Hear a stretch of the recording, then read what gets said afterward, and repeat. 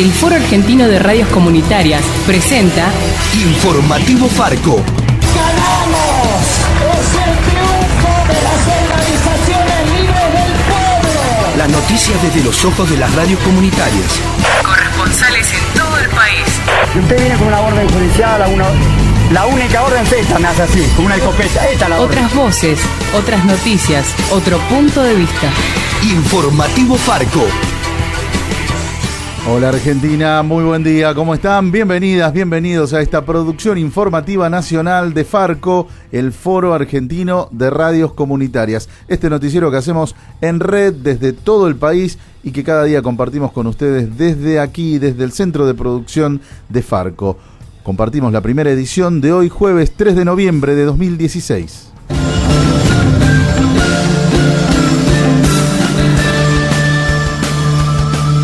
El gobierno nacional logró la media sanción del presupuesto para el año que viene. A pesar de los recortes en ciencia y tecnología, en programas de derechos humanos y en programas sociales como el Progresar, los diputados del Frente Renovador, del Bloque Justicialista y varios kirchneristas dieron su voto para aprobar el proyecto. El diputado radical de Cambiemos, Hugo Marcucci, de la provincia de Santa Fe, defendió el proyecto.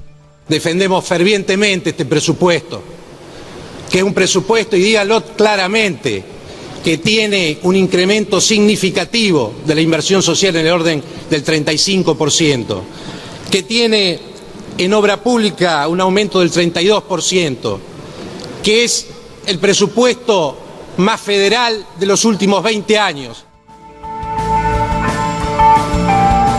Sin embargo, hubo muchas críticas durante el debate, sobre todo porque en el presupuesto se evidenciaron promesas que fueron incumplidas por el presidente Mauricio Macri. El peronista salteño Pablo Cosiner criticó que se haya destinado al Plan Belgrano, promocionado, publicitado por el gobierno, menos de la mitad de lo que prometió el presidente Mauricio Macri.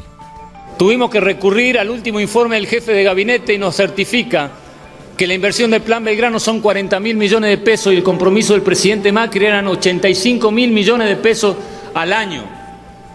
Entonces ahí es donde tenemos que atacar, ahí es donde tenemos que apuntar. No hay manera de romper el crecimiento de la pobreza en la Argentina si no avanzamos a tratamientos diferenciales.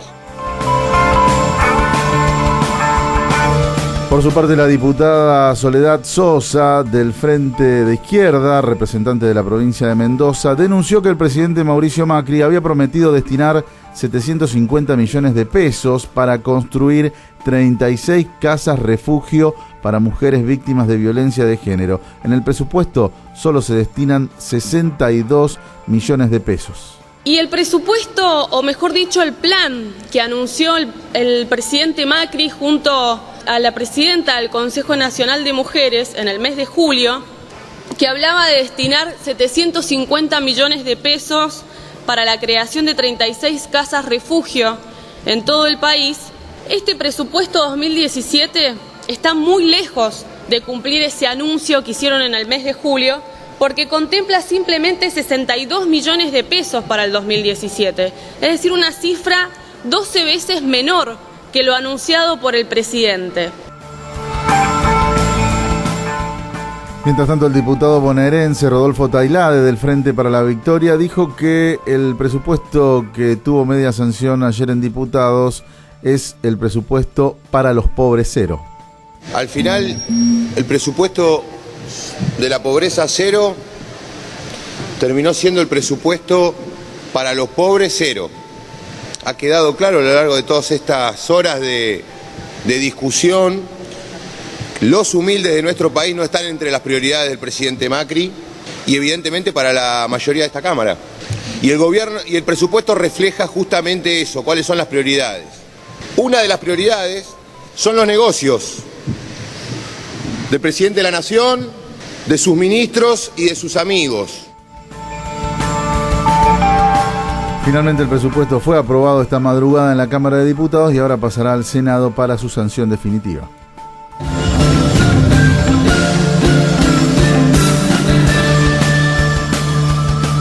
Los diputados macristas y sus aliados rechazaron anular el aumento del 47% en sus dietas.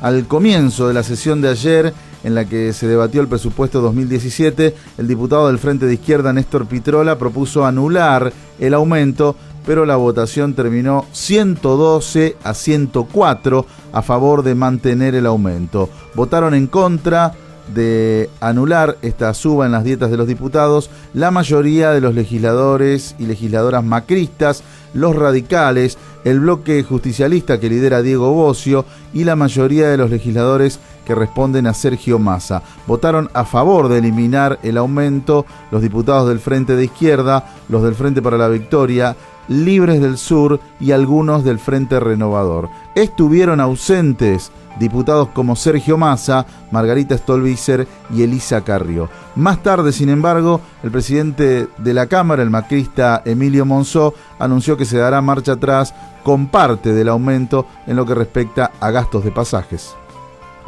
Estás escuchando Informativo Farco. Yo con 5.000 pesos comía al mes, me sobraba una moneda. Ahora con los 5.000 que gano de jubilado, que no llego a los 5.000, no me alcanzan para los 15 días. El noticiero nacional del Foro Argentino de Radios Comunitarias.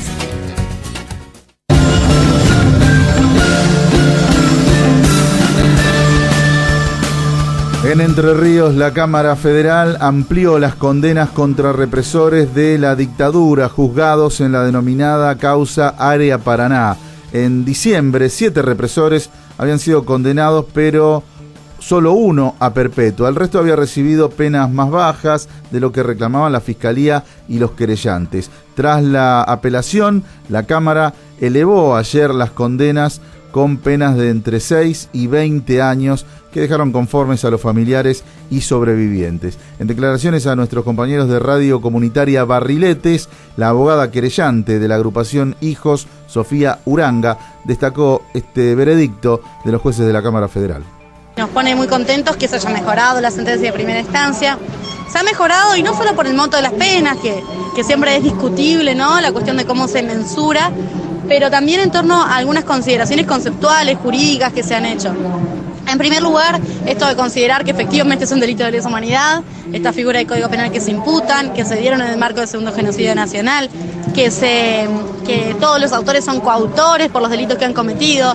Recordemos que la sentencia de primera instancia había dicho que eran todos partícipes necesarios o secundarios, aun quienes habían empuñado el arma en un homicidio eran partícipes necesarios y no coautores. También es una victoria que se revoquen todas las absoluciones. Recordemos que ningún imputado había sido absuelto, pero sí dentro de las imputaciones habían sido absueltos por alguno de los casos imputados. Todas esas absoluciones han sido revocadas. Esto quiere decir que la Cámara ha considerado que las víctimas no mienten, la palabra de las víctimas, la dignidad de las víctimas en venir y pedir justicia y no venganza ha sido oído. Eso en términos de la construcción de la verdad es sumamente importante. Consideramos que la justicia ha estado a la altura de las circunstancias y sumado a la sentencia que este mismo tribunal, pero en su condición de Tribunal Oral Federal de esta ciudad, condenando a Ceparo, el primer policía de la provincia, ha mostrado que no todo el Poder Judicial se suma a este nuevo tiempo que corre, en que parece que hay una verdad completa distinta de la que se dice aquí, y eso también es importante porque es una batalla judicial, pero también una batalla política y de discurso que nosotros vamos a seguir dando hasta que el último genocida que podamos probar su responsabilidad penal esté en el banquillo de los acusados. Declaraciones en este día histórico para la justicia en Paraná de la abogada querellante de la agrupación Hijos, Sofía Uranga, a nuestros compañeros de la radio comunitaria Barriletes de la capital entrerriana, radio integrante de nuestra red nacional, que estuvo encabezando la radio abierta que se realizó para acompañar la espera de esta histórica sentencia que emitió la Cámara Federal. Hay que aclarar que este juicio que tuvo esta instancia en el día de ayer en Entre Ríos se realizó mediante el sistema escrito y por eso se esperaba la lectura de un veredicto, pero no en una audiencia como las que habitualmente estamos acostumbrados en juicios de lesa humanidad que se hacen en audiencias orales y públicas. Más información sobre esta noticia histórica, esta buena noticia para la justicia y los derechos humanos, ustedes pueden encontrar en nuestra agencia de noticias www.agencia.farco.org y el trabajo, por supuesto, de la radio Barriletes. Visita nuestra agencia de noticias, agencia.farco.org.ar.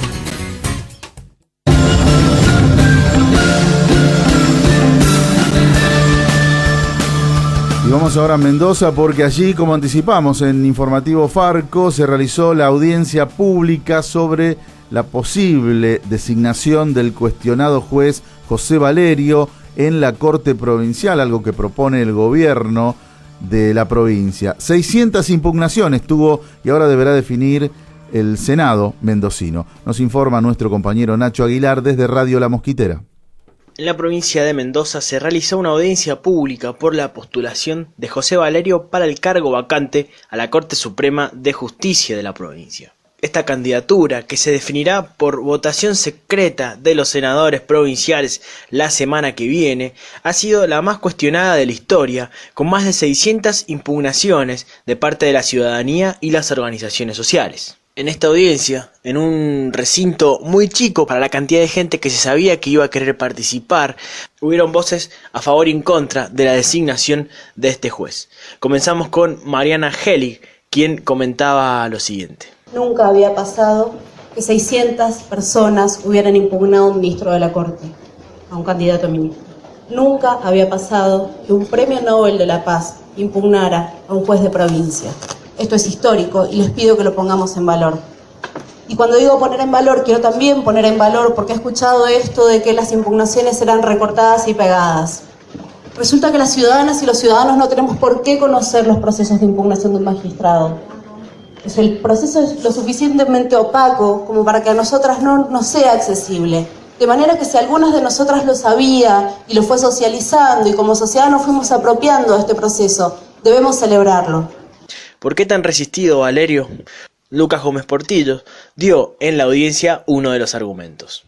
Se está traslocando un discurso a la comunidad, se está confundiendo a la comunidad, se habla de una supuesta enemistad entre garantismo y quien en realidad cumple la Constitución. Eso es falso, no hay tal garantismo, entendemos y hemos visto en la práctica, y esto lo puede comprender cualquier ciudadano y sin necesidad de tener conocimiento jurídico, durante más de 15 años se ha duplicado la cantidad de presos, por lo tanto en realidad no predomina ningún tipo de garantismo y ni el señor Valerio viene a modificar eso, sino que es uno de los representantes de los que han hecho de que ese modelo de cárcel superpoblada la tengamos hoy y la suframos y que tengamos cada vez más violencia y más inseguridad, al contrario de lo que pretende el discurso de mano dura. Laura Chazarreta, de la organización La Colectiva, también tuvo oportunidad de argumentar en contra de la designación del juez Valerio. Estamos hablando de quién garantiza los derechos desde la justicia del pueblo. Y hay un sector, de los sectores populares, principalmente, particularmente las mujeres, que ya históricamente no hemos tenido acceso a la justicia y que a partir de tener una ley y de todas las luchas de los movimientos de mujeres, lo que decimos que debe garantizarse esos derechos. En un contexto de explosión de la violencia de género en Mendoza, con el pedido urgente de políticas públicas por parte del Estado, el gobierno mendocino optó por un juez con antecedentes de fallos misóginos y homofóbicos, en una discusión sobre la inseguridad y con el intento de profundizar las políticas de mano dura. Desde Guaymallén, Mendoza, tierra de Armando Tejada Gómez, reportó Radio Comunitaria La Mosquitera.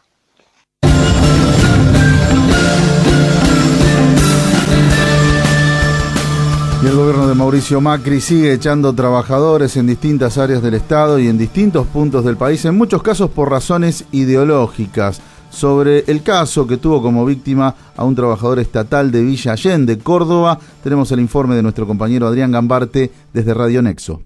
Hola compañeros y oyentes de todo el país. En nuestra ciudad comenzaron los despidos en distintas áreas y oficinas municipales. Nicolás Jiménez, uno de los primeros en recibir la noticia, nos comentaba su sensación. De las situaciones más feas que he vivido en mi vida. Nunca me había pasado porque fue con todo el protocolo. Me sentí en una película yankee, me sentía como empleado del Walmart, ¿viste? El que echan de la forma más grosera. Sí. Sí, no, palabras lindas, tuvo todo el protocolo, me acompañaron hasta la puerta, cual delincuente, más o menos. Yo le digo, bueno, pero yo no...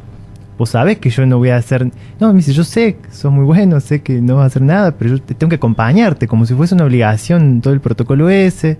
Lunes pasado fui a buscar mis cosas, mis efectos personales, mis carpetas, mi agenda, mi factureta, digo, todas las cosas que uno tiene ahí.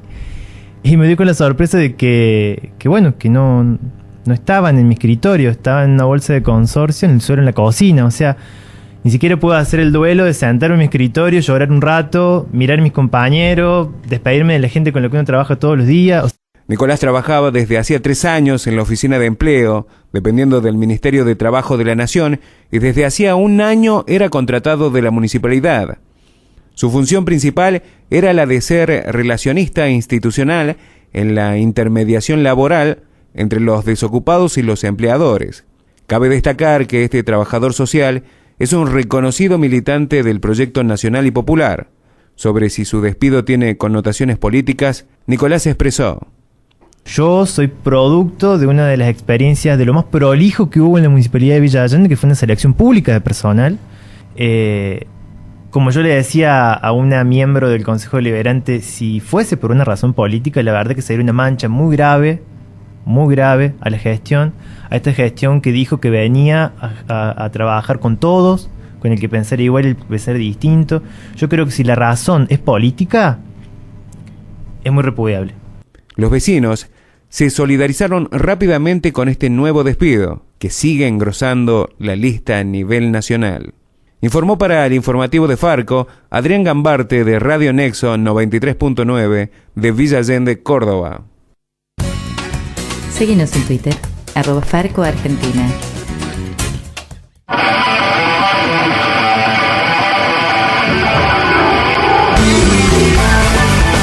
Y esta fue la primera edición de Informativo Farco de hoy jueves 3 de noviembre de 2016. Cristian Torres estuvo en controles, Pepe Frutos en la conducción, junto a las radios comunitarias que integran Farco. Volvemos en la segunda del día. Chau. Hasta aquí presentamos Informativo Farco, una producción del Foro Argentino de Radios Comunitarias. Corresponsales en todo el país. otras voces, otras noticias, otro punto de vista.